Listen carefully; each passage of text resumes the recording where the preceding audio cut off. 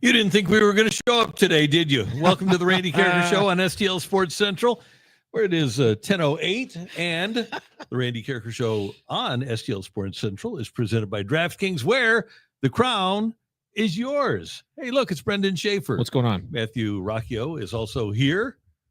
What's wrong with the shades? Oh, the shades. Okay, so I don't know if you guys saw it, but Saturday there's a little football game played. There was, yeah. Down in Columbia. Yeah. And the future for the Tigers is so bright. I just have to. I have to keep these shades on. There we go. Because my Tigers, let me tell you a thing or two. They're going places. MIZ. ZOU. You like that? You called it out, too. I didn't know. I assumed somebody would say something at some point. Didn't take you long. We're Mizzou fans here. We are.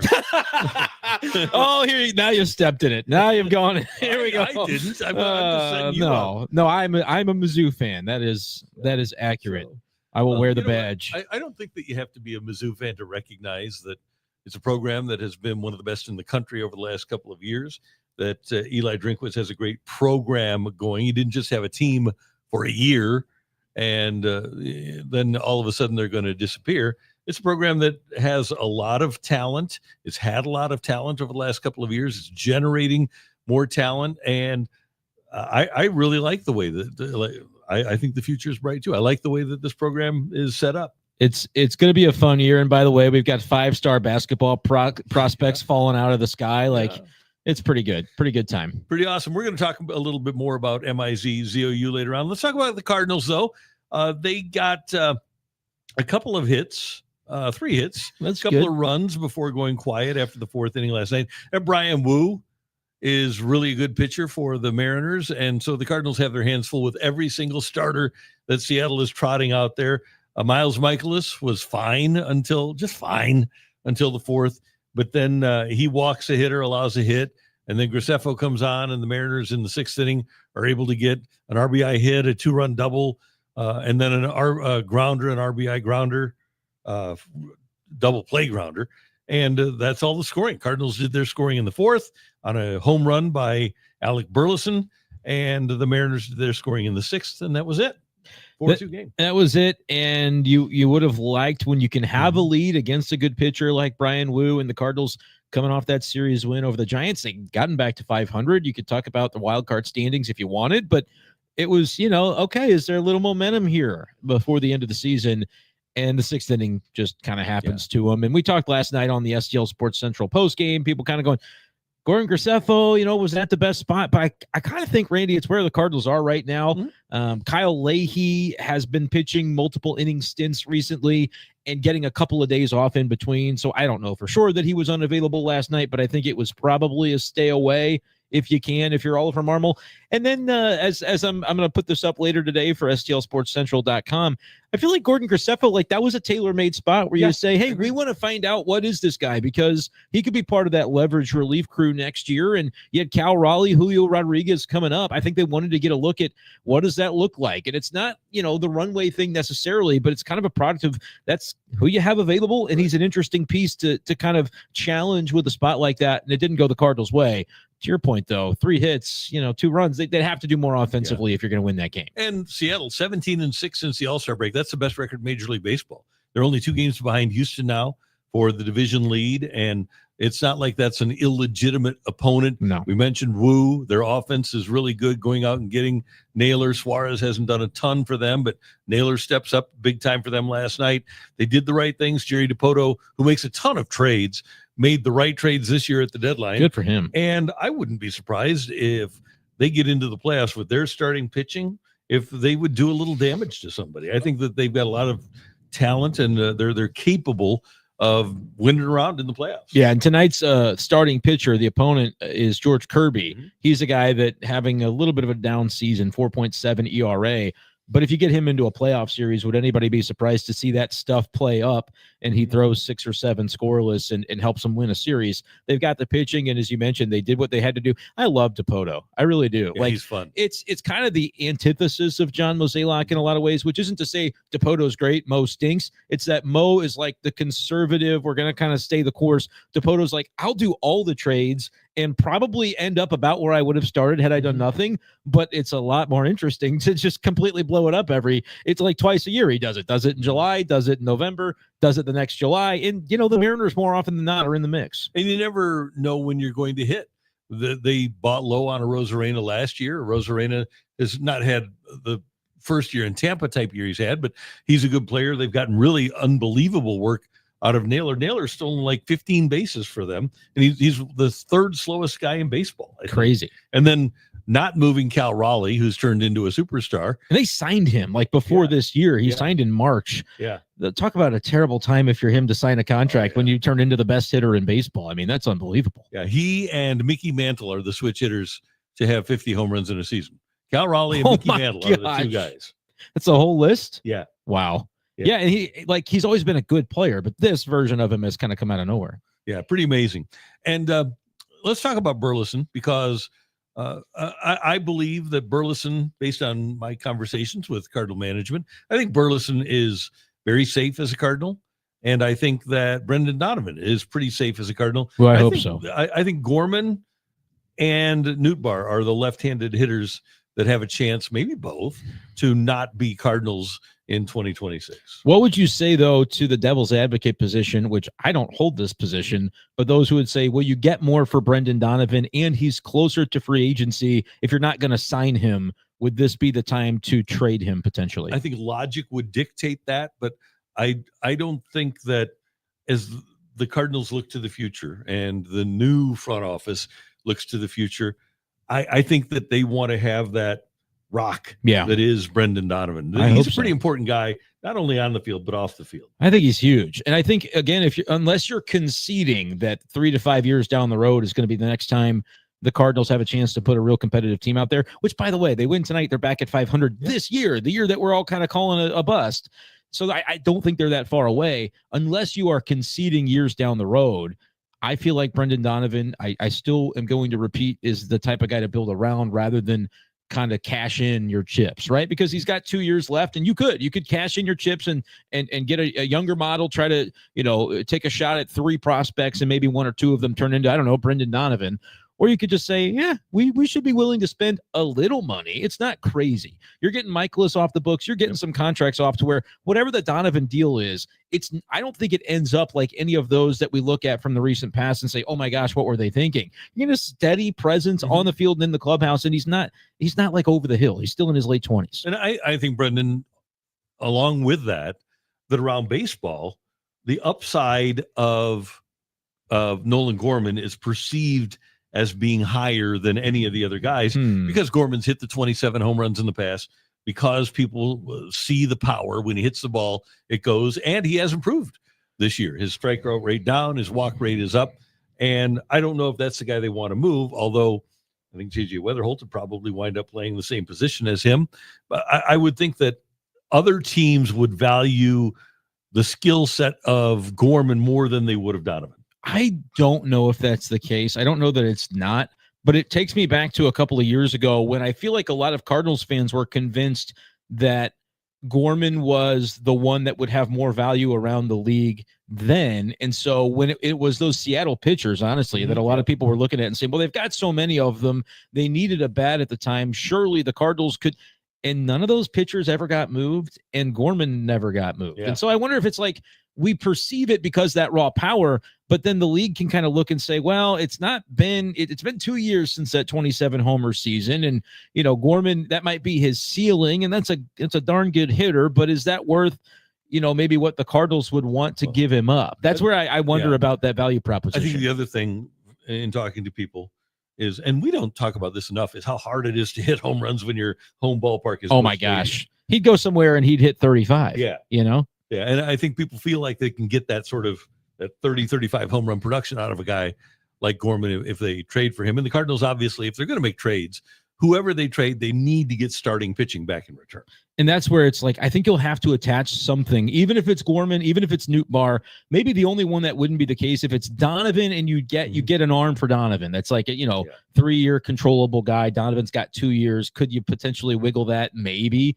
Again, I would love to see them build around Donovan, but I would be willing, if it's a Nootbaar or if it's a Gorman or whatever the case is, to be able to get that you're that one starter short that feels like the best way to get it is via trade, because it's like you could go out and spend the money, but are they going to sign a multi-year contract to a pitcher, especially with everything looming ahead of the 2027 kind of lockout situation that's potentially brewing?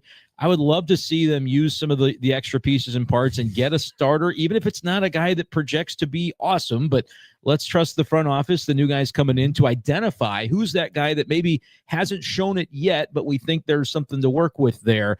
Even for that guy, you might have to give up a double-A starter, one of those guys that's coming onto the 40-man this offseason. If you feel like there's a crunch, which I do not, but if you feel like there is one, I think the Cardinals should be willing to attach one of those guys to a Nootbaar or a Gorman to get what they want on the pitching side. 100%. I agree with that. And when you look at what the Cardinals have right now, and you try to cut it down and say, okay, I want to cut my roster down to 38 so that I can take a couple of guys in the Rule 5. I have no trouble cutting this roster down to 38 players. We could do it for you. They haven't asked me. No, me either. But I think Chaim Bloom can probably, he's been around for 2 years. He can look and say, like, all right, you're already seeing some of the, like, it's like molasses, but slowly we're starting to churn. Like, okay, Garrett Hampson, we do appreciate your service, but we're gonna check out some other guys before the end of the season, and that process will be ongoing. Yep. Skywalker 1982. Gorman has been playing pretty good third base. He's gotten better. And heck, when you don't play the position for 2 or 3 years and then all of a sudden they plug you in, it might take a little time for the game to slow down for you. But he was considered at least an average third baseman when he was in the minors. He's not a negative over there. And if he is hitting home runs for you and has a 760 OPS or whatever, 770 OPS, I think that'd be serviceable for the Cardinals, depending upon what else is happening around him. And the other part of that is, Brenden, is he's not a centerpiece guy. I don't think he's a 2, 3, 4, 5 hitter. I think he's a 6 hitter. But if that's going to be the case, then Donovan has to be a 2, 3, 4, 5. Weatherholt probably has to be a 2, 3, 4, 5. Herrera is a 2, 3, 4, 5. And then you think about Jordan Walker. And at some point, Walker, if he's going to be a Cardinal, there's no reason to have him hit anywhere but 2, 3, 4, 5. If he can't do that for you, if he's not a 6 or 7, if he's going to be a 6 or 7 hitter, you might as well try somebody else. Yeah, and that's one where like the light switch is going to go on or it's not with Jordan Walker. And I don't know exactly the way that they look to extract that. We've obviously, talked about the Brant Brown comments to, say on local radio that, we've got some conversations that are happening and things they'd like to see him do. That's really, I don't think, meant in an inflammatory way from Brant Brown. It's just kind of like describing. He feels like a very candid, honest guy when he's asked a question. He says, here's kind of what we're looking at. And they do. I think they want to get the next step from Jordan Walker.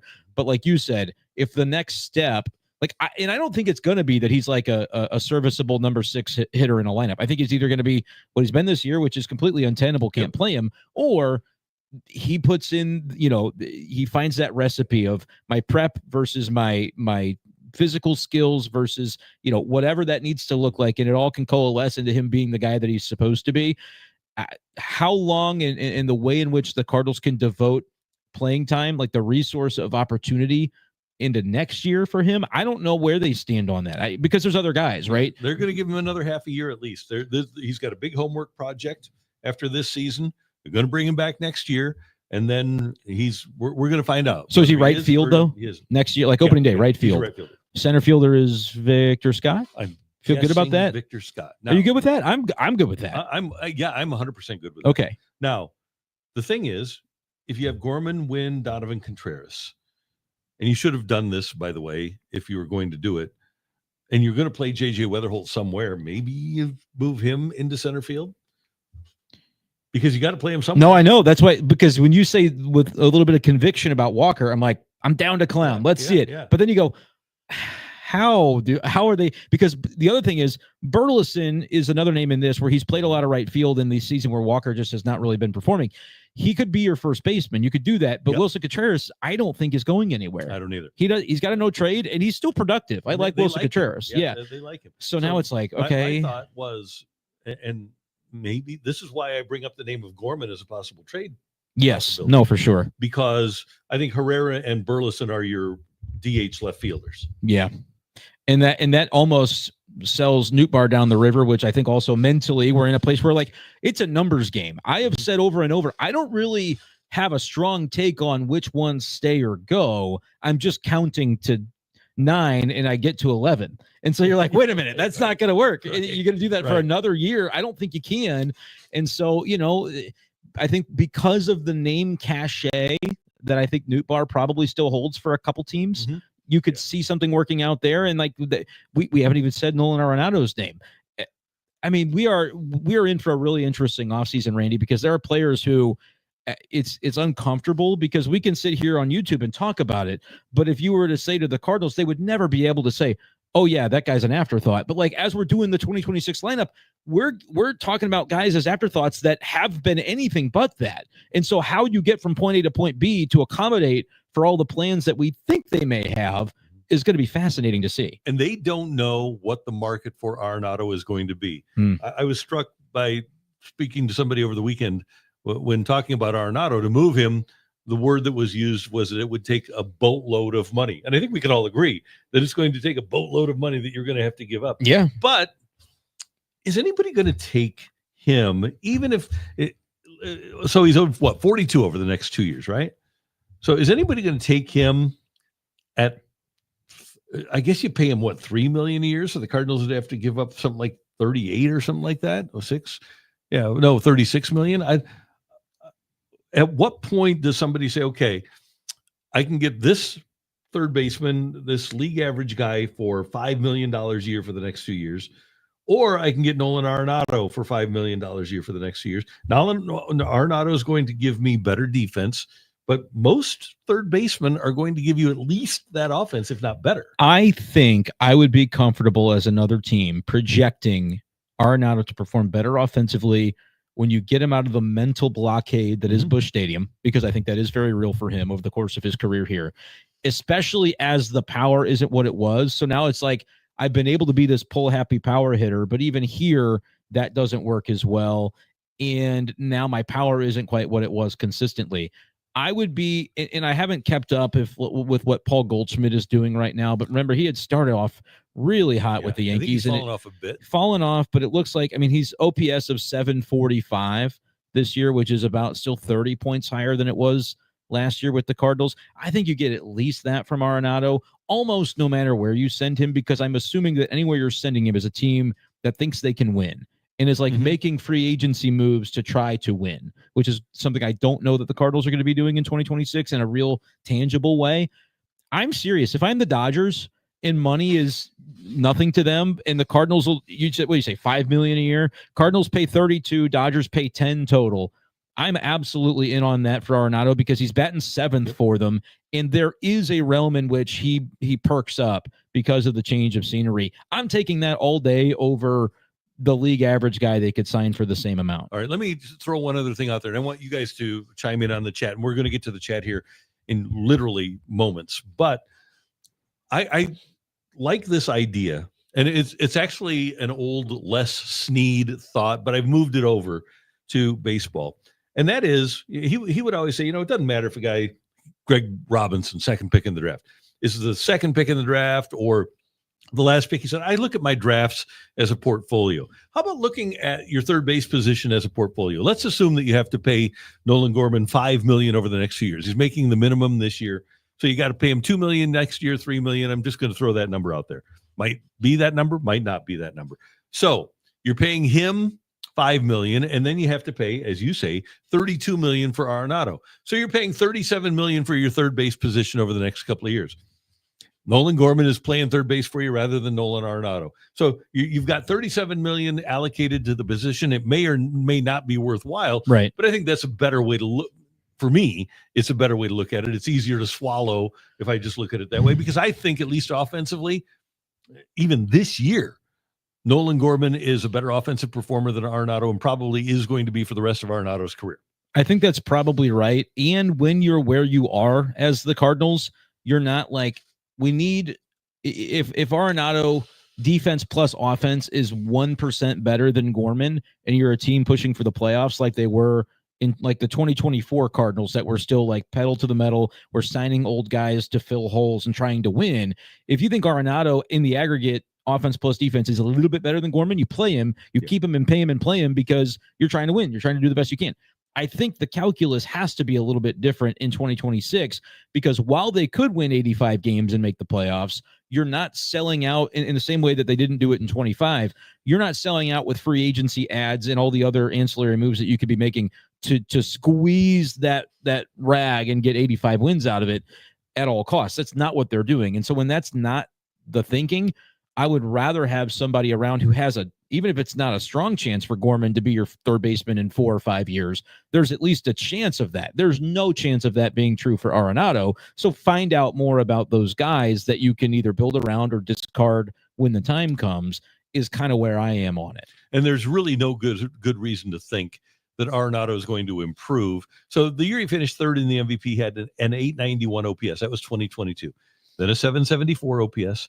Then a 719 OPS, and this year a 660 OPS, and the injuries have increased. So what makes you think going from 891 to 774 to 719 to 660 that all of a sudden he's going to bounce back? I don't think there's any good reason to think that. Not a great reason unless it's truly like, does the mental side of it really weigh on him and that much? Ballpark factors. In the ballpark factor. I hate to speak for him because I don't know what is true in his head, but in kind of watching Arenado, could there be an aspect of, I'm such an intense guy, I'm not performing for my team, I'm not performing for myself, I blew it and could have gone to the Astros, and I said no, thinking I would have a better situation come along. The Cardinals have been a fine situation. I don't hate the Cardinals, but gosh, they're a 500 team, and I wasted another year where I could be trying to sneak into October baseball and get to fulfill that dream that I want. I still want that for my career.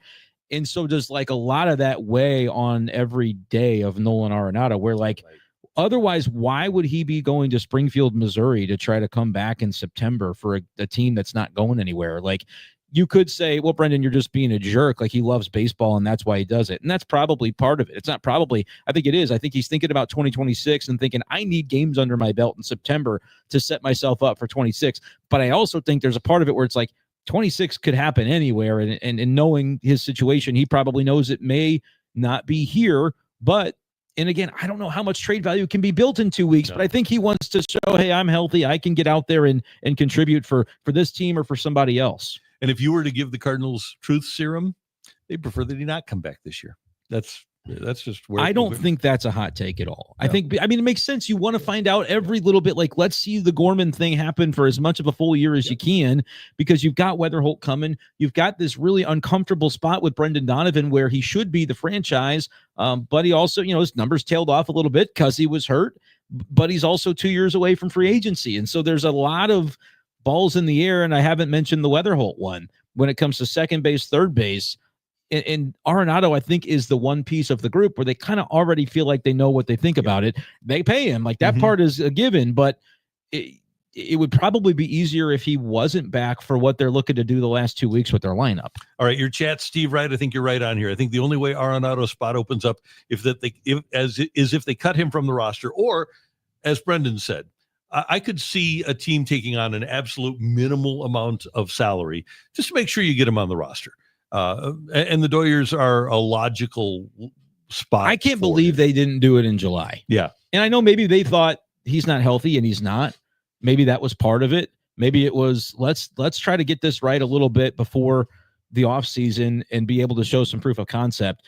I look at who the Dodgers are playing at third base every night. It's, Kike Hernandez. It's, I think the kid's name is Alex Freeman. Yeah. Like, they've had some injuries where it's like, now Muncy's back, and so he was in there last night. I still think Arenado is such a good fit with the Dodgers that I'm almost trying to manifest it for him, because I think he'd be happy there. I think everybody would win. Max Muncy's had 282 at bats this year, so he's spent some time on the list, I guess. But I don't know. We'll see what happens, but it does still feel like a natural fit. If they're not paying a bunch, why wouldn't they want more good players? I think that's just the way sense. they operate. I mean, look at we know it was only for a couple of months, but that was the one team that took Albert Pujols in 21 after he got cut by the Angels, and they were able to resurrect him. And that's the thing about the Dodgers. And they should have the ego that they can resurrect players because they do it. Because they do it. Why wouldn't? And if you're an Arenado that wants, you're just craving that environment to win and to be in October baseball, it's going to take something and put you into a mental state that I think would be beneficial to any player. I wonder though if part of the reason it never did materialize is if John Mozeliak has still run the Cardinals this year. Bill DeWitt may have feelings about just paying a guy to go away that's going to be a future Hall of Famer potentially. And has there been some consternation there where could there have been an opportunity, but the Cardinals weren't into it from an ownership or a front office level? That wouldn't stun me either. But also the Dodgers may just go, we're good with what we have. And that's a possibility too. Yeah. And they wanted to get that Dalton Rushing an opportunity to get some at bats. Yeah. And they really did think that Muncy, and they stuck with Muncy. And Muncy's hitting. First half, yeah. Muncy's got nothing in the first half and then really picked it up in the second half. Yeah. Uncle John, the guys on the Foul Territory podcast think Walker needs to go south and play winter ball and see if he can work something out. Maybe with Albert's team. Who knows? Yes, Matthew. I'm not sure if this is the clip he's talking about, but this is one of the Foul Territory guys. But we have a different former major leaguer weighing in on Jordan Walker if we want to hear. Let's hear it. Lance Lynn was on the Serving Up podcast with Jimmy the Cat Hayes and Matt Halliday, as he always is, and he had a take on Jordan Walker. And I'm going to get you guys. And he played with Jordan Walker, so he has a little more intimate knowledge of the situation than we do. He might know a few things. This is again from the Serving Up podcast, which you can check out right now on STL Sports Central on YouTube. Or you could just keep watching us. To Joe Adell from the Angels, where you have all this hype about this and that, and it took Joe Adell 5 years of bouncing up and down and this and that to become what he is today. So the question that the Cardinals are going to have to ask themselves is this runway thing that they talked about. I was there for a whole year in the clubhouse, and some of the writings were on the wall with a lot of these guys, and I think the same writing's still on the wall. So if the writing hasn't changed within 2 seasons, it is what it is, in a sense, unless there is a full change in quote unquote approach or the, I think what was the, like you said, I think there's a way to have intensity and a way of going about the things that when they're not working, that maybe they're saying, hey, you can't just keep going about the same thing and expect different results. There's got to be a little pep in your step, if you may. And I think maybe that's what they're trying to do. It's like, hey, you don't just get to come play in the big leagues next year. And that's the truth, right? It's like that you had a year runway to show if you're the guy, and we still have 2 years of options and you're only 23. So be prepared for that unless you show something different. And that's what it should be said. That's what the big leagues are about. I think that makes a lot of sense. Yeah. And he's the right messenger for that too. Yep. It's like in this business, there are times where you go, oh, should you really say that? Somebody's really not going to like that. But it's like in your soul, you kind of know it's true. Lance Lynn saying it, you're like, well, duh. Like who's going to be more of an authority on that, having, played with the kid, played in the environment, and knows what's going on. And let's be honest about it. A major league spot was gifted to him. Yeah. He had 1 good year in AAA. He had 2 years under his belt as a minor league player, drafted in 20, didn't play at all. 21, basically tore through single A, 22 AA, and barely played in AAA before he came up to the didn't majors. At all, I don't believe. Yeah. I think he right. He never did get called up to AAA. He ended his first time in Memphis was after they sent him down when they were in San Francisco in 23. Yeah.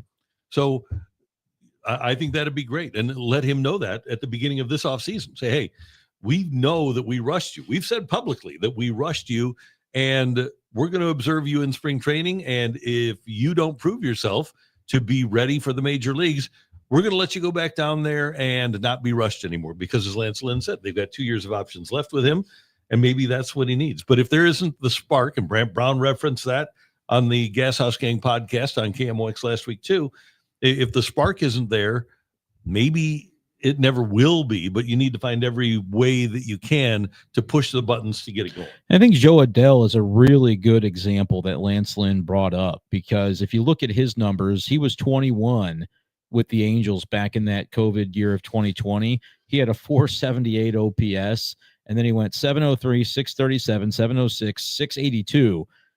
Now he's in his age 26 season and finally really coming into his own, has 35 homers with an 811 OPS. But it's like it took that long, and those years for him weren't all at the big leagues.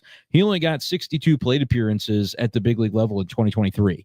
So that's about equivalent to what Jordan Walker, if they're on the same path, that would be his 2026, where it's like, if the numbers are what they've been and spring training dictates to us that it's going to be the same, I actually kind of agree with that idea that it's like, maybe, but what would the Cardinals gain from just cutting ties and trading him for basically nothing at this point versus, I don't know, kid, we really think you might turn into something someday. Go put a poster of Joe Adell on your wall, but you might be Memphis bound for 2026. Before Lance Lynn talked about it, I was kind of thinking, well, what's the point? We know that's not going to help him.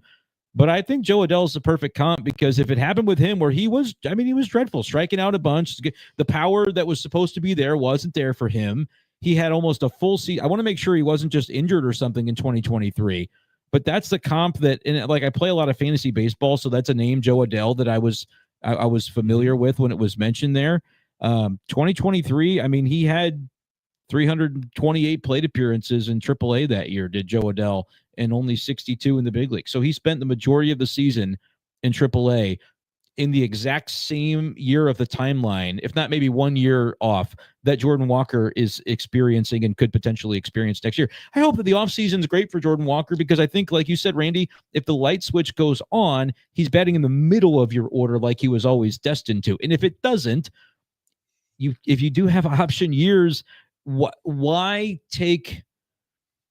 Trying to think of how to phrase this. Why take him off the hook where it's like, all right, sure, go somewhere else and let somebody else fix you and reap the benefits? Yeah. I would be stubborn if I'm the Cardinals. I would say, look, man, like, we drafted you because we think you're great and we think you can be great, but here's what we think you need to do. And it's not like this big, let's lay blame at the feet of Jordan Walker. He doesn't want it enough or he's not trying enough. I don't even really feel that, as much as I just feel it takes time for guys to learn that the prep, that the intensity, that what you have to put into it is different at the big league level than it is any other time previously in your career, because the talent is better and the talent is more prepared to beat you. Let me give you another example.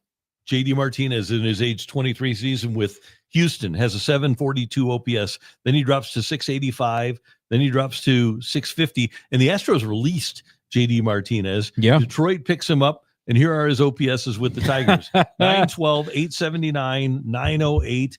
And then he was at 1.018 before he moves on to Arizona, has a 1.107.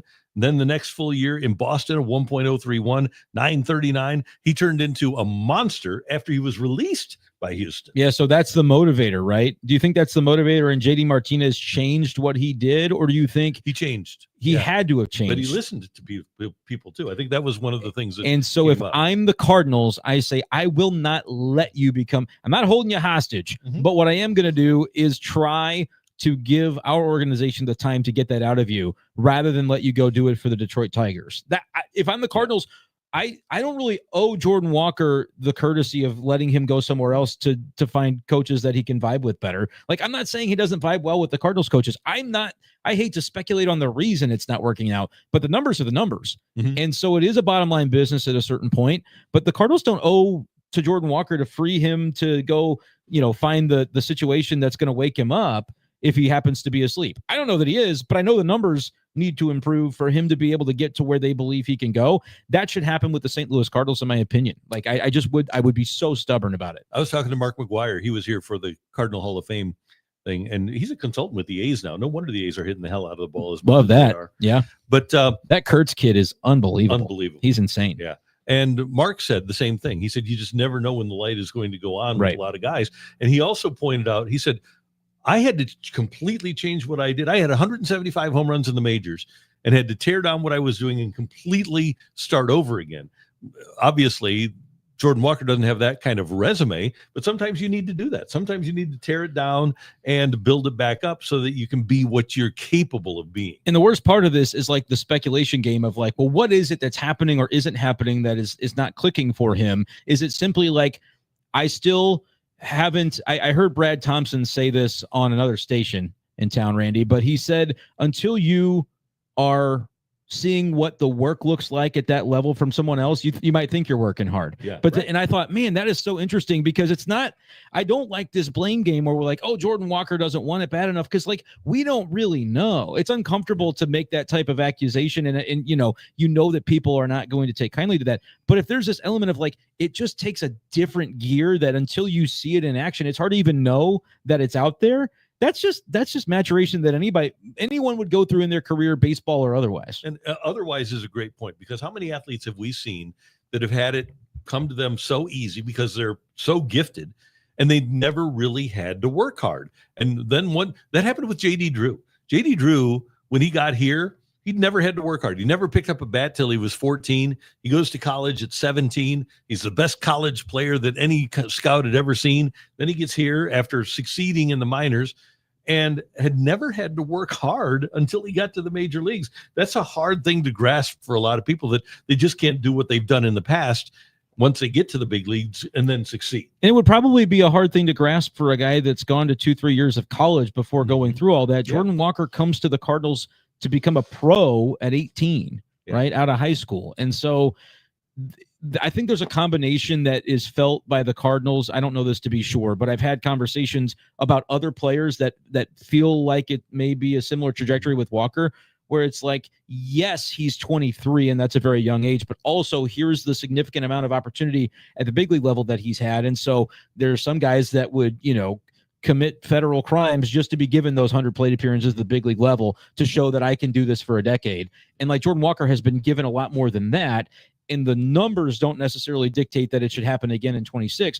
But I also don't think the right approach is to just say, kick him to the curb like it didn't work. Right. Because of that 23 thing, throwing him in Memphis is not what we want to see from the situation. But I think it's better than, unless he's got trade value that I don't perceive he has, what would the Cardinals be? If they're a business. Why would they run their business in a way that just kicks that, out the door and says, we don't care what happens? And are they going to get something that's better? There's no way in 2029 than he's capable of being. Is there something out there where there's a higher upside? The upside is the word. In 28, 29 than there is. Ellipsis 150. What are we doing? Mark McGwire with the A's, Chris Carpenter with the Angels. Mark McGwire quit after the 218 season to work with his kids, with Mason and Max. And he's driving his 3 daughters to school every morning. They're, I think, sophomores in high school. I think the Carpenter thing is a great example of kind of where the Cardinals went wrong. That has sort of been acknowledged by ownership, where it was like COVID, they were cutting down, and Carpenter, I don't know this to be sure, but I've heard people say that like it wasn't really his choice to no longer be involved necessarily. And so that happens for a few years. And then that big press conference a year ago happens where they're like, we need to reinvest in sort of the infrastructure. And I think that's part of what that looks like, is like you cut a bunch of positions of guys that would have been no brainers to have that institutional knowledge and wisdom to be able to impart. And they didn't do as much of that. And here's the thing with baseball. I would not be surprised if the Cardinals would revisit Chris Carpenter in their, and they should double his salary from whatever it was and say, we're sorry. And then, move on. So here's what happened. They had I think I've mentioned this here before. They have 4 guys making $50,000. It was Edmonds, Carpenter, Ludwig, Izzy. And during the pandemic, 4 guys making $50,000 each. They get rid of all of them. Unfathomable. And then when the pandemic ends, they don't bring back Jimmy Baseball. They don't bring back Carpenter. They do bring back Ludwig and Izzy, who are both extremely valuable within the organization. When you have guys in that industry, and I know you're talking minor leagues versus major, doesn't matter. When you have that sort of institutional ability and knowledge that Jim Edmonds and Chris Carpenter bring, and you don't bring it back for that price, that's malpractice on the part of the organization. So that's what happened with those guys. One other thing about Big Mac, though. So he quits the Padres after 2018 to go coach his kids. 2019, 2020, 2021, 2022, 2023, 2024, 6 years, never received a phone call from any major league team. Here's a guy that I think is the best hitting instructor that I've ever seen. He goes 6 years without getting a phone call. And finally, Dave Stewart, who's working with the A's now, calls him up and said, hey, you want to come and consult? And well, what's it entail? And it entailed like, just come to spring training for a couple of days. Well, a couple of days turned into 5, and then all of a sudden it turned into he probably loved it. Loves it. He probably loves it. That's awesome. And it's like the kind of stuff, Randy, that doesn't feel that difficult to do if you're like the forward thinking organization that you would love to think. And like, I get this sense, and some of the things you've said as well make you think that the new installation of the front office, and not just from like a baseball standpoint, but from like a marketing, from all facets of the organization, they are eager. They're waiting their turn. They're biding their time because Mo's still in there. Totally. But they are eager to be able to kind of unveil, here's how we would like to approach things that, maybe aren't the way that it's been in recent years, but it's our say to be able to do it the way that we believe can bring fans back, can get people engaged in the organization again. And I am eager to see what that looks like, because I'm very hopeful for that to be kind of a turning over of a new leaf. I haven't talked to people in the new organization about messaging, but people from the non-baseball side say, yes, the messaging will be 100% better, 1,000% better than it was last year, because there was no messaging at the end of season press conference last year. That was kind of a disaster. But I think the people that are their heart was in the right place, but there was a lot of things that they didn't quite and so I think they will be. I think the communication will be better with all of us that are fans. Samuel Howe, never heard much about a Cardinal alumni organization like I did for the Blues. Yeah, the Cardinals used to have that. I don't know why they don't anymore. Eddie Money 100, when Jim Edmonds was fired from the Cardinals broadcasting, he went on a rant about this organization. What does that tell you? Well, he was also at the Hall of Fame this weekend and was talking to Mo and everybody else. So, it's, him. That's Jimmy being Jimmy, right? Is there any other way to put it? That's just who he is. And you kind of have to, you roll with the punches on certain things like that. And I think fans, and understandably, like you hear a radio segment or you hear something that feels a little bit inflammatory and you're like, well, that's the thing that I cling to know what's going on with those guys. And then, like you said, there's, I don't even know if it's behind the scenes to say it like a very public Hall of Fame ceremony or whatever. It's like, people, have conversations and can interact, and it's everybody's an adult about it. I think everybody on the baseball side of that organization, from Mr. DeWitt to Bill III to Mo, even Ollie, who worked with him when Ollie was in the minors. I think what they do is when they hear something like he did on TMA, they kind of roll their eyes. Jim. That's yeah, I kind of imagine. And I don't know for sure. I didn't ask any of them, but I think that's probably about right. Yeah, that's Stan the fan. If Walker won't listen to his coaches, let him spend his last option year at Memphis until he does, or trade him where he will probably blossom elsewhere. Or can he blossom under Bloom? We'll see that if he'll bloom with Bloom in charge. But I don't think that he's not listening to his coaches. I don't think that's it at all. That's what I was saying too about the characterization. Like, I feel like the fans hear what Brent Brown says, like, oh, he's a malcontent. Oh, he's not.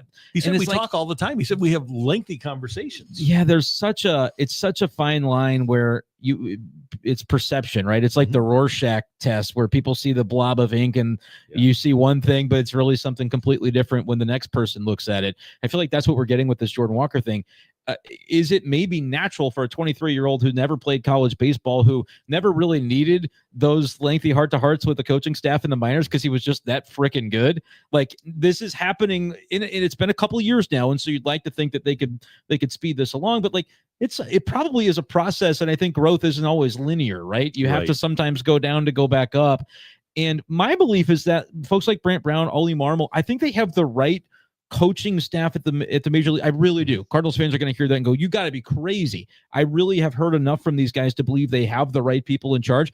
But I do wonder if, like, okay, now somebody new at the top with Chaim Bloom, who's brought in some really sharp people as well. Can this new meeting of the minds turn out more than what they've been getting from some of these guys? I think there's maybe a yes behind that. And obviously they want Walker to do more work away from the ballpark, which is completely reasonable, because he needs to know about, like Brent Brown said, he should know about those relief pitchers before he gets to the ballpark. And that's another thing McGuire always said. Hey, when you go through that gate at the ballpark, all of your mental work should be done. It should be all physical once you get in there. But I think another thing with a guy like Walker, and he admitted this to Derek Gould, he said, I know what I'm doing wrong, but I get back into my old habits. Yeah. And that Max Scherzer admitted on Sunday that he was tipping pitches against the Yankees. Here's a guy that's been around forever. Yeah. He's 42 years old. And it's not some state secret. He's like, I'm Max Scherzer. I tell you, I was doing it. I'll fix it. Yeah. But he knows he's tipping pitches, but then he can't change it because he's developed that bad habit. Interesting. I think a lot of athletes get into that sort of a situation where, and I think Walker probably is, where, okay, he knows what the right thing is to do, but he hasn't always done it. And so what he's done for 6 years rather than what he's done for 6 weeks is kind of overtaking what he should do. I think that's exactly what's happening. But I also feel like fans have maybe a misguided approach to the way that they're reacting. Mark says, well, he's defeated. He doesn't seem to have the fire to improve. That's just his demeanor at the plate. Like thinking we know everything about a situation because right now it's not working. And it's like, you want to say we've been patient because it's been 3 years, but also if he's 23, yes, doesn't mean you can't devote everyday time to him in right field this way. That's possibly what it means for next year. But I also don't think like this idea of, hey, the Cardinals have some things they still want to see Walker be able to get to consistently in his prep and his whatever. The fact that he hasn't done it yet, I don't think has to be this referendum to say he'll never be able to do it at 23. Right. Like I think we've all grown since we were 23 years old, and it's just, it's hard to be able to say like, well, this is what Jordan Walker is when the guy, he's got a lot in front of him still. I just don't want it to become that thing where he gets to have it somewhere else because somewhere else, like, and that's a hard thing to do because change of scenery is a very real thing. And if I think they've got the right people in place to help him and it's not working, well, then what am I proposing is going to be different to get it to unlock? I don't have a great answer for that. I just know that like Cardinals don't need to do another MLB team a favor by trading him and not getting much in return so that he can go be great elsewhere. They don't have to do that. There's no obligation to do that. And I have no illusions about being an expert about hitting or even really knowing as much as you do about the underlying numbers. But my job as a representative of you, I'm a fan with access, and every single person I talk to in that organization, manager, coaches, pobos, scouts, everybody agrees that this guy has otherworldly talent. That's why they're scared to death of getting rid of him, because they know the talent is there, and if they're able to unlock that talent, he turns into a superstar. Judge it by the number of calls you get on Jordan Walker this offseason, and then ask him what they're going to send you for him. And I think you're going to see exactly why it wouldn't be beneficial to trade him, because if you're doing it, it feels like we're not quite to rock bottom on what his value is if we're still getting calls, so we'd better take something before it gets to Dylan Carlson territory. And I would approach it completely differently, because I do believe that there's more in there for this player, and it sounds like the Cardinals believe it as well. I want you guys to know, and I'm going to bet on Jordan Walker being the Cardinal right fielder on opening day of 2026. We got to talk more about that, because that's a strong language that's not necessarily wrong. I wouldn't have thought that last week. Yeah, but I think it now. Interesting. Yeah. Okay. Hey, Missouri, get ready. The wait is almost over, and DraftKings Sportsbook, America's top-rated sportsbook app, is coming soon to the Show Me State, and you can sign up today. New Missouri customers can get $300 in bonus bets when we launch on December 1st. Download now and place a $5 bet when DraftKings goes live, and DraftKings Sportsbook will bring everything that you need to elevate your game day, including live in-game betting, lightning-fast payouts, and endless ways to get in on the action, all right from your phone. And when we officially go live in Missouri, you'll be betting with a sportsbook app trusted by millions. It's safe, it's secure, and it has fast money withdrawals. It's DraftKings. Download the DraftKings Sportsbook app now and use the code STL Sports to grab $300 in bonus bets with just a $5 bet when DraftKings goes live December 1st. That's code STL Sports in partnership with DraftKings Sportsbook. Gambling problem? Call 1-800-GAMBLER. 21 plus, physically present in Missouri. Eligibility restrictions apply. Bonus bets expire 7 days after issuance. Excludes customers who redeem pre-launch sign-up offer. Terms at sportsbook.draftkings.com/promos. Let's talk more about that. All right. Let's get Can you talk more about that? What? I really like. Can I pin you down? Yeah. Sure. Well, it sounded ominous, the part about maybe not last week, but now this week. And you don't have to share exactly why that might be. But I would also want to know if you have a roadmap to how it happens, because of that conversation earlier where I said I was counting to 9 and got to 11. Yeah. Do you have a read, or is it kind of like where I say I don't know who it's going to be, but two of them have got to be traded. There's no other way around it. And that's why I think that they really like Donovan and Burleson as guys that fit in as future members of the team. Okay, so we'll count them. But I'm not completely convinced that Gorman is going to be here. Not completely convinced that Newbar is going to be here. Okay. But in asking over the weekend, and there were a lot of Cardinal front office personnel at the Hall of Fame thing the other day, and talked to multiple people, and I didn't get a single answer when I talked about Jordan Walker that said, yeah, and these people I trust. They've been good to me over the years. I didn't run into anybody that said, yeah, we would even consider it. And the prevailing feeling that I got was, we don't want to do this again. We don't want to do another Randy Arozarena. Love it. We don't want to do another Adolis Garcia. This guy's young. We know he's got ability. Yep. And we aren't going to give up on him without giving him every opportunity to be great for us, because we don't want him turning great for somebody else. I love it. That's exactly what I want to hear. It's what I've been advocating. And so that's awesome to hear. I want to get into the how.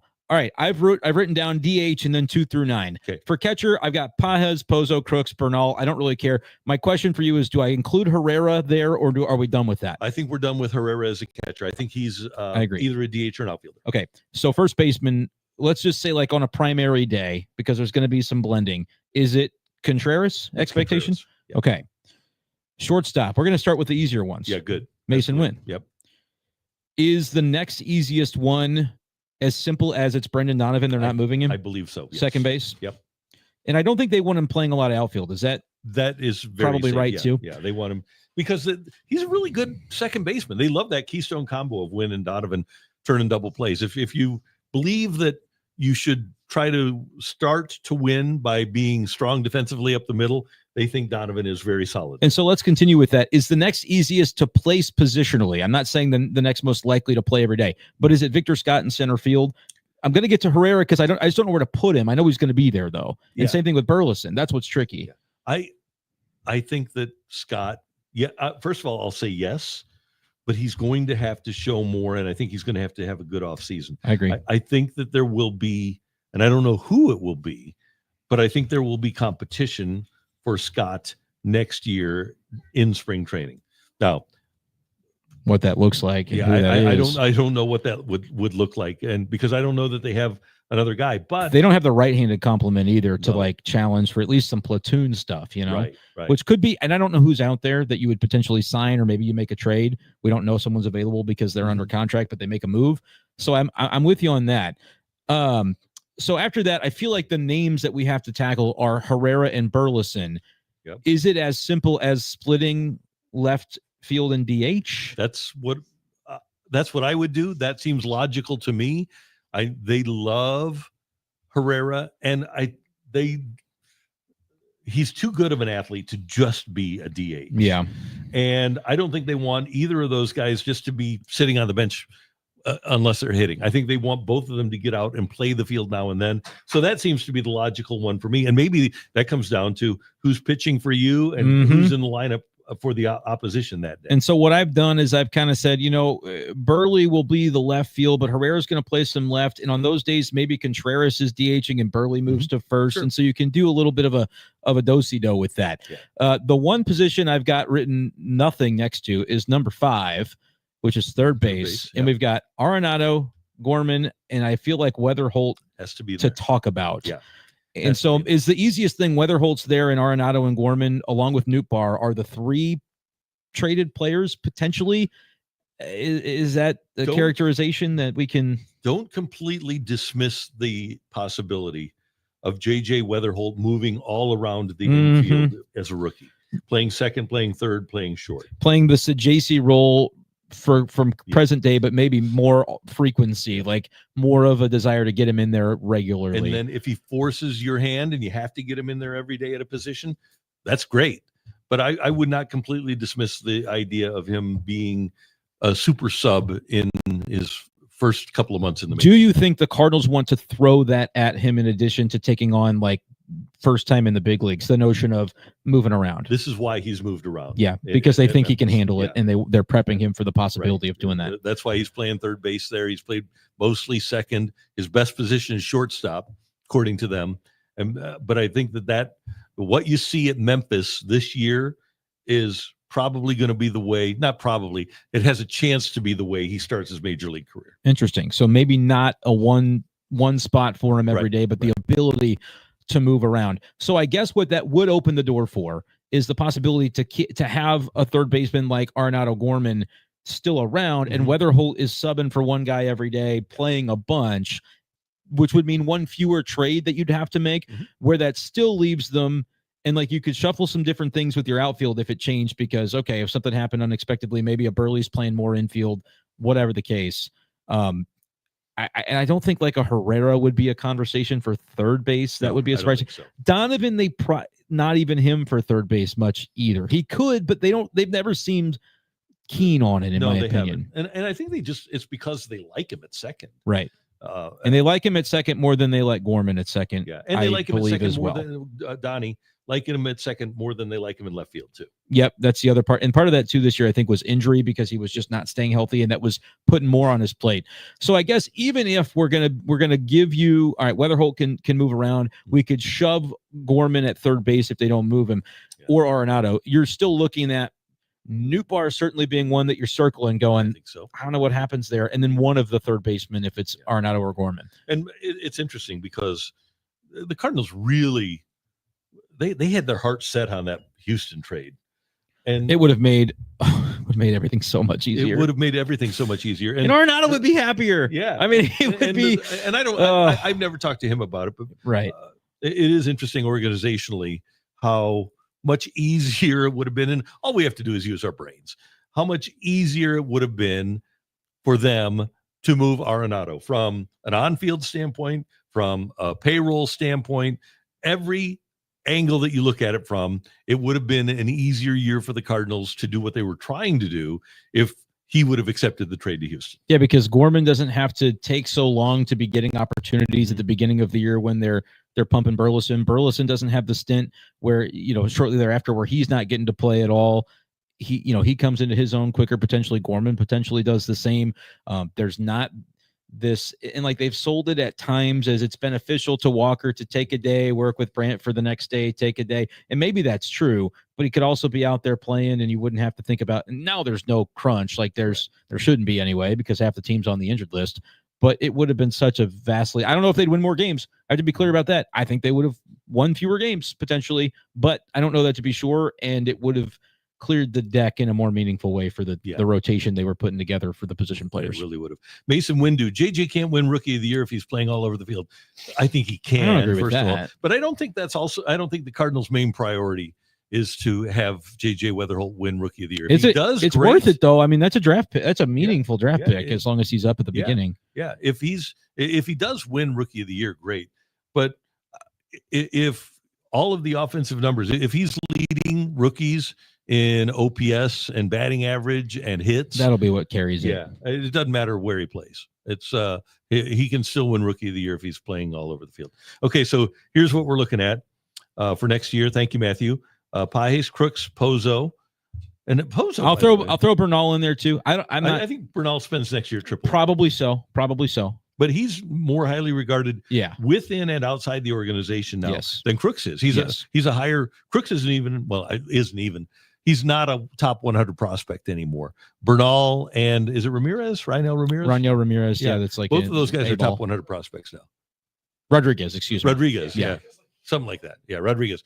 So those two guys are both top 100 prospects. Crooks is not a top 100 prospect, but that doesn't mean anything because Crooks is performing here. But let's just go with those three right now. You put a big question mark in right field. Randy told you that's the first name I plugged in. No. Walker's is the first name I plugged in. I was filling it in from your perspective, B-Shape, and so I was filling in all the other spots just to kind of get all the names on there. And the part that was interesting to me and why I thought the exercise was fun is because Randy said, hey, I think this is where Walker's going to be. Mm-hmm. And if that's true, I think we have developed a way to kind of do that if the organization decides they want to do that. But what it does mean is it means two trades. Yeah. And I think two trades is what they need, even if that's not the way that they go with Walker. I still think two trades is arguably something that would be to the benefit of the club to kind of straighten everything out. And you put all caps. I like it. I think Newt is there we go. The Newt Bar one's so I interesting. think the Newt Bar, because of his length of service, because he's essentially been the same guy ever since he got here, and he does have value for other teams because of what he does from a StatCast standpoint. I think there will be interest in him. I think he has value, but I think that he has. Look at it this way. Does he have more value for the Cardinals in getting somebody else in here or actually playing for them? I think because of the other players they have, I think Newt Bar has more value for the Cardinals being a guy that they trade for pitching. And I don't think that's true of Gorman, because I don't actually believe his value. I think the rest of the league will see the home run thing and go, yeah, but I'm not going to give you that much for it because it's kind of a one-trick pony is maybe the way that it's seen. I think Gorman can develop into more than that, but I think I am just not convinced that Gorman's trade value has been as high as we maybe outside thought it was at any point in time, because if it was, I think he would have been dealt by now. And so that's just speculation on my part. I remember going to Mo, though, 2 years ago, and I said, could Gorman be a 30 home run guy? He said, oh, he's a 35, 40 home run guy. So that's what they thought of him then. Yeah, I think they thought more of him than the league did. Yeah, I agree. And that explains him still being here. In the case of Newt Bar, I'm not convinced anymore that they think more of him than the league does. I think they might think we're going to get fair value for Newt Bar, whereas we may not get it for Gorman because of the people can look at it and say, well, he does strike out a bunch, and is he really going to put it together? They can kind of poo-poo his value, whereas with Newt Bar, I think the stuff that would be talked up about him, other teams would actually agree with and buy into. Newt, in the last 4 years, his OPS pluses have been 124, 24% above league average, then 114, then 113, then 100. A couple of years ago, he was the deal breaker because the Cardinals wouldn't give him up to Oakland for Sean Murphy. The A's wanted Newt Bar. The Cardinals wouldn't give up Newt Bar. So that's the reason that the Cardinals actually have Wilson Contreras, right? Is because they would not move Newt Bar in a deal like that. I think the Cardinals have softened because he's older now. He's closer to free agency. Yeah. You know what I mean? Yep. Like with him and Donovan, they're at the same trajectory where they've got 2 years left after this one. And they're not going to spend all the money.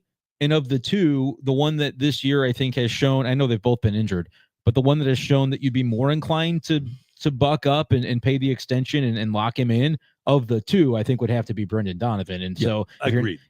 I don't even know if they're going to sign an extension, but I certainly don't see him signing two. And so if that's the realm you're at a fork in the road with both players, I would sign the one and probably explore offers for the other, just because if Newt Bar is not going to be around long term, I guess the route you could go is say, we think he's going to have way more value in July because he's a better player than he's shown this year, and he would still have a year and a half left if you traded him next July. Other than that, though, I think to clear the space for the Herrera project in the outfield for Burleson's opportunities, that could be a conversation with Newt. Ellipsis 150, you're telling me that Mo overhyped and overvalued one of his prospects? Actually, the guy he said 35 to 40. He had 406 at-bats and hit 27. So if you project that out, if he's a 500 at-bat player, that's 35 home. If we're doing that, though, Jordan Walker's numbers 3 years ago looked really good. Like, I mean, that OPS. You brought it up before. We can't forget that 787. That's a 787, yep. Yeah. We haven't talked about Liam Doyle yet. I just want to bring that up. I know it was up there on Saturday on the chat, but he's going to AA. Like that's been news over the last half an hour or so. His first opportunity, people were like, "Where's Liam Doyle? Is he hurt?" And I was kind of thinking he may not pitch, guys. Like he's a College World Series guy that Quinn Matthews didn't throw a pitch that year after they drafted him in the 4th round. Liam Doyle does a nice job with A-ball, and now he's going right on up to AA. What if he's like ahead of trajectory?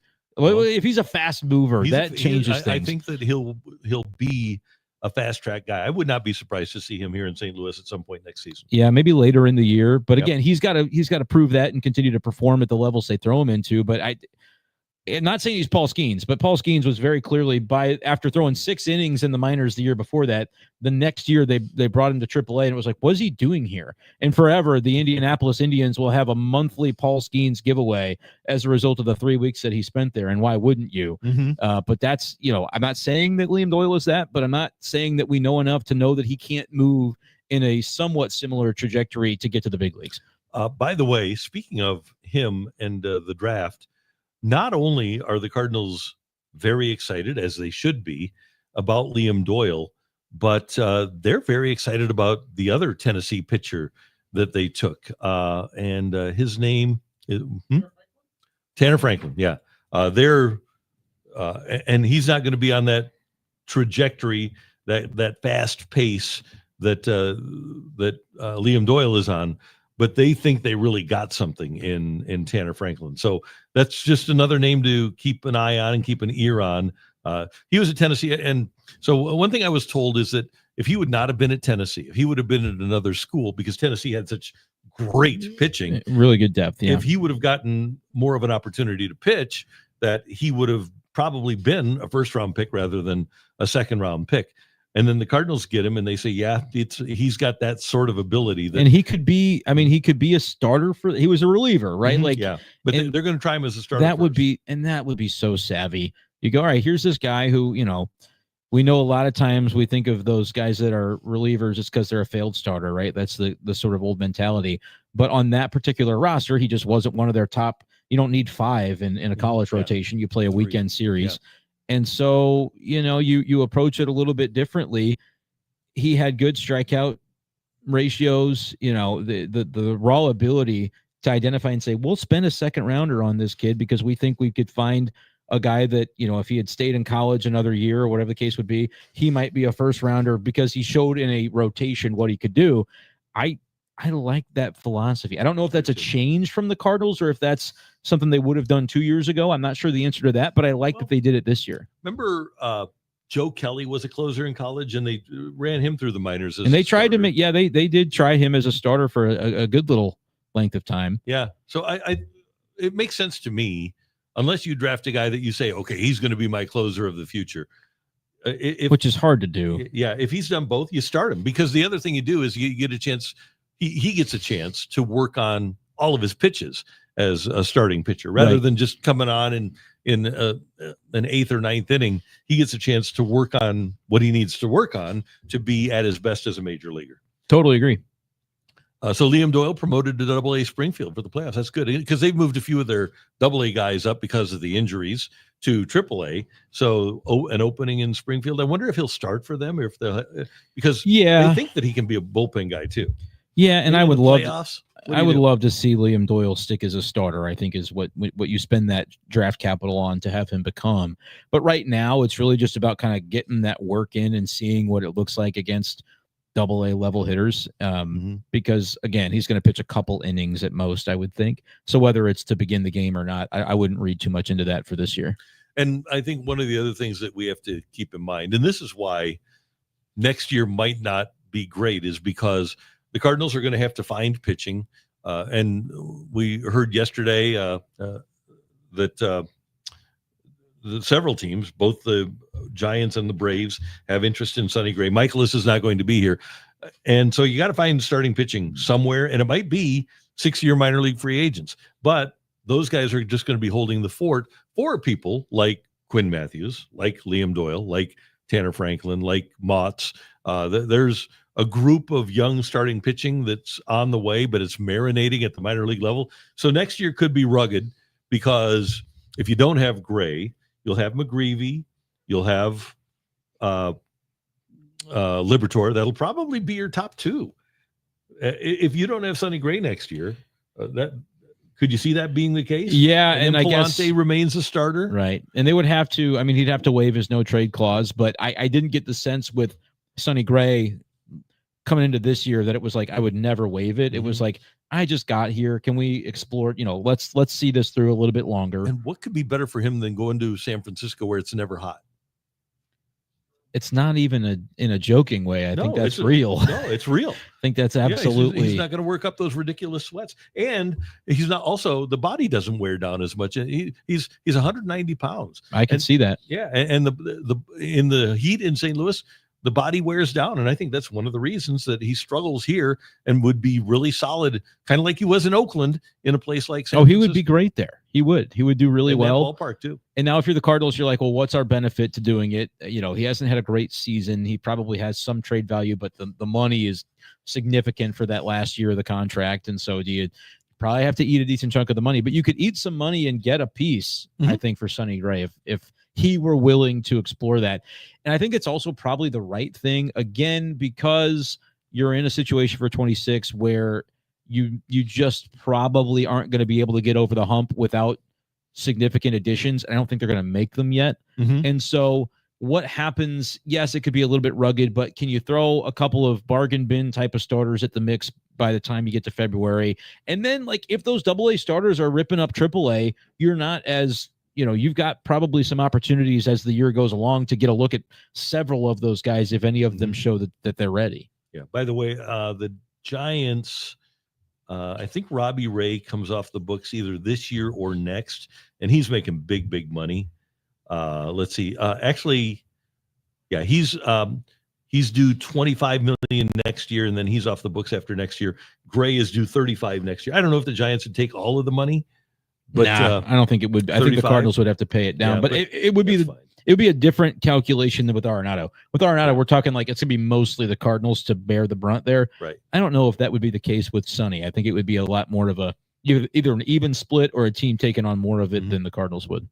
Does need to be said that they are adding $10 million in payroll with Logan Webb as his arbitration deal kicks in. That's just next money. year. That's just money. I'm just saying. No, I just don't look at any team. Maybe that's not fair. I think about the Cardinals payroll. I'm like, well, we know the deal. They're not going to add.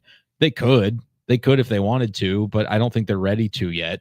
But other teams, I think if they're motivated to say we can try to win a World Series right now, you can look at it and kind of hand wave it and go, well, it's just money. Like, we'll find more, And the Giants, their attendance has rebounded to an extent. And you don't put a guy like Buster Posey in place and say, do what you want to do without expecting him to do what he wants to do. And I think that, like you say, if he says, what's my budget? They say, well, what do you want it to be? And I think that's probably the deal that they've got going in San Francisco right now. Yeah, and that would be a lot of fun. And maybe the Cardinals will someday, get to a point where we're not talking as much about payroll constraints, but I don't think we're in the era right now where that's the case. Yeah, notable that when the Giants made that deal for Rafael Devers, that they took the whole contract. They just said, we think we're good. We're glad to be getting this player. There's only one of them, and we think we can work it out with him. So yeah, we'll take him. Okay, it is the Randy Karraker Show on STL Sports Central. We are presented by DraftKings, where the crown is yours. Okay, so we have the Howard Richards clip? We want to talk a little bit about Mizzou Rock, because Mizzou is taking with 23 wins over the last couple of years, taking some unfair hits locally. We are Mizzou fans. I didn't go to Mizzou, but I grew up as a Mizzou fan. And when I went to Lindenwood, we didn't have a football team. So I have two college football teams. I have Mizzou and I have Lindenwood. You are a true son. It's not a joke when I tell you the columns are tattooed on my back. And I never thought I'd be a tattoo guy, but it's there. I do have that tattoo. So shoulder blade too. It hurt like hell, but it was worth it. So you know what? I got mine done, a shoulder blade. Yeah. I got it done during a radio show. I was doing because I got my Blues thing. Okay. After the Blues won the Cup. Okay. And so during we were doing the Fast Lane on 101 ESPN, and I got that sucker applied by Dave Kanoy at the Ink Spot in Troy, Missouri. And that's awesome. Yeah. And you know what? I don't know if it felt like this for you, but he said, it's going to feel like I'm scratching you with toothpicks. And that's exactly what it felt like. And I never toothpicks that were on fire almost. Yeah, there was no pain for me. Really? No, it was. You have the columns tattooed on your back? Yeah. That's awesome. I had no idea. If I can dig up an old picture, I'll try to find it. One time, the first time I told that to Jim Hayes doing Hot Take Central, they were like, show me. And so I did. We didn't have YouTube at the time, but I just took my shirt off the first time I did Hot Take Central. True story. Just showed him right then and there. That's awesome. But anyway, I'm proud of you. Mizzou, I am unabashed, I would say, at this point. So let's first of all hear from Howard Richards, who joined us on the show to talk about Mizzou in Kansas. I think he's a great leader. Extremely poised. The accuracy is there. I think where he's better than Brady Cook was overall is that his decision making is quicker and the ball comes out faster. He's more decisive as a quarterback. And I think if you look at his numbers, he was 77%, completed 77% of his passes. And I think he was about in the same percentage against Central Arkansas. Yeah, those are the things that I think, really being in tune with his receivers, understanding, offensive strategy. and then having that relationship with and communication with his guys in the huddle, and in practice, not just on game days, but throughout the work week. That's where the work is really done. It's throughout the work week. In game day, it's just great. You just show up and execute the things that you worked on in practice. But he clearly has, I think, the confidence of his teammates, and certainly the confidence of his receivers. Coleman and Brett Norfleet, especially. That thing is working. I think, man, we can see even more of Norfleet. And if you get Norfleet and that tight end group involved more, that just stresses the defense even more. So it's going to create more openings for the likes of Coleman and Blood and Olubide and Joshua Manning. Those receivers are going to get more opportunities if Mizzou keeps forcing the issue with Norfleet. Okay, so Bo Pribula, better than Brady Cook, stud. I mean, look, I've had a Bo Pribula Heisman ticket since July. When I was traveling out of state, I found a way to slide that in. Oh, nice. I think that there are aspects that allow for Bo Pribula's upside to be higher than what we saw from Brady Cook. I mean, Brady Cook, we really give a lot of credit to him for the toughness that he displayed last year. But if you go back and look at the numbers, and Rock wanted me to put the shades back on because of the bright future for the Tigers. Bright future, yeah. Last year, I mean, he threw for 11 touchdowns. It wasn't like a gaudy statistical season for him. And the offense probably, didn't elevate to the level that after his junior year, where he did have some better numbers, we thought maybe they could do. I think Pribula, I'm not saying that I've seen enough of him to know that the floor is as high as Brady's floor was, because I thought by the time he was a senior, for sure, you knew what you were getting from Brady Cook. Pribula, though, I think certainly has the higher ceiling, and we've only seen 2 games of him, but I really like what we've seen from him being able to access that ceiling already. And I think they targeted this guy for a reason. I think they knew when they went out in the transfer portal that he would fit the offense. These quick throws, these timing throws, he gets through his reads, he knows where the ball needs to go, he gets it out quickly. Those are things that I think are significant when it comes to how well Pribula can fit into this scheme. Although Skywalker doesn't seem to agree. He says they struggled with a mid Big 12 team. Well, here, let me, and I don't know if you watched the game, Skywalker. I hope you did. And then I hope you tuned into the postgame show here on STL Sports Central. But the Tigers had 28 first downs and Kansas had 13. Tigers had 595 yards and Kansas had 251. The Tigers had 261 yards rushing. Well, Kansas had a lot of rushing yards. Kansas I know had that. 28. Well, really, they had three, I think, if you take away the fumble. Yeah, exactly. So, yeah, 261 to 3 basically is the rushing total. I'm not seeing now. The score is certainly indicative of Kansas being better, but in terms of dominating play, I don't think Missouri struggled at all. I thought Missouri dominated the football game. I think there was a moment where Bo Pribula tried to lunge for a 3rd and 2 and he, ball popped out. Yep. It's a scoop and score. That changes a lot about that final score. It does. And it's also like we look at it and say, man, they gave up. The Mizzou defense was supposed to be the strength. They gave up 31 to Kansas. Well, first of all, I think Jalen Daniels is a really good quarterback, and I think we could look back on that Kansas offense once we see them play the Big 12 schedule. They could be a top 15 offense in the country, and it wouldn't stun me. But Mizzou their defense gave up 24 to Kansas. One of those touchdowns they were not on the field for. Bo just, tried to make a play, and they got the ball out and scooped it up and put it in for 6. I would say that after that play, Pribula was pretty much flawless. That was the only thing he did that you could classify as a mistake all day, really. And, Chief, I don't know about you, but in watching it, I think if Mizzou played Kansas 10 times, Mizzou would win 10. I think if the games are all in Columbia, I think they probably do win 10. I think Mizzou is handily the better team, but I think Kansas is part of it was the rivalry, and that's why we do make a big deal out of it, because it would have been – for as just much elation as it is to win it, it would have been unfathomable. Today's Tuesday. I would probably still be bedridden, not doing any shows. It would have been a nightmare. I seriously couldn't imagine having to go do a radio show daily in Columbia, do these shows where we're talking about Mizzou. I am out there as the Mizzou guy, and you lose to Kansas. Look, if they fall short against South Carolina, I was higher on them than I should have been. That's fine. You can make fun of me. But if they lost to Kansas, I couldn't have. No, you can't have that happen. So, yeah. You aren't old enough to remember Tony Sands. Tony Sands ran for 383 yards at KU running back. Whoa. And it might be the all-time record against Mizzou. Glad I missed that. What year was that? Late 80s, maybe 88, 89. I think it was 383 or 386. Looking him up now. Yeah, he was from 88 to 91 with Kansas, and the gaudy numbers were the senior year. 396. Good gravy. Yeah, that was let's see. He appears to have led the conference in rushing his senior year, so that's no surprise. On November 23rd, 1991, he had 396 against Mizzou at KU. 396 yards on 58 carries. I wonder what the game plan was for that one. Yeah.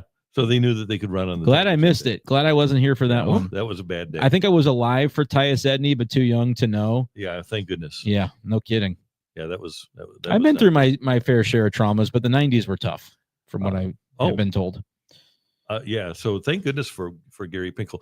Do you, Matthew, also a Mizzou grad?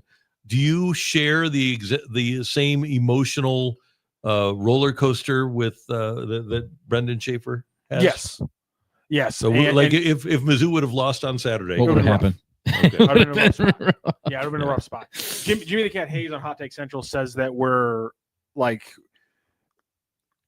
two in our own head and we kind of make it up, and it's all like there's all this created thing about the rivalry, feel bad about ourselves, or just the Mizzou stuff in general. Mizzou mindset of always expecting to lose.